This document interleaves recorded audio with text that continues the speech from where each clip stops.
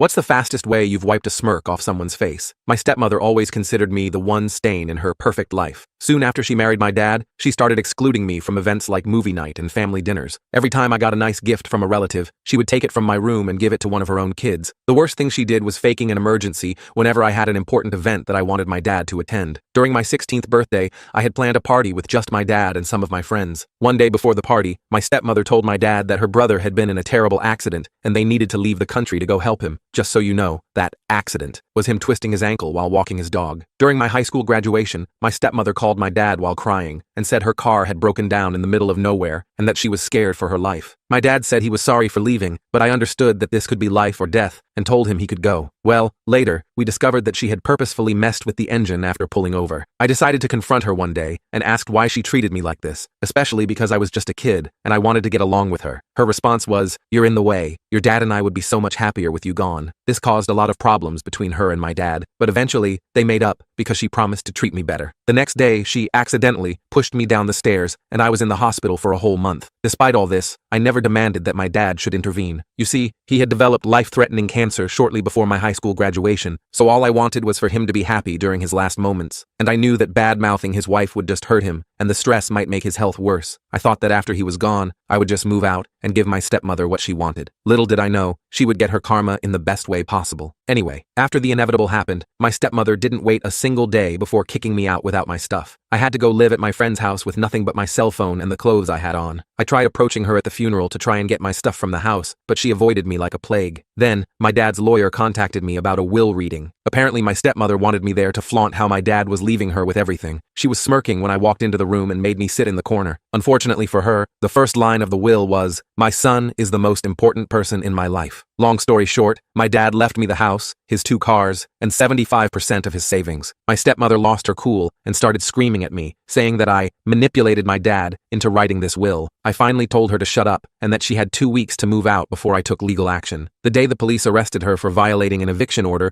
was probably one of the best days of my life.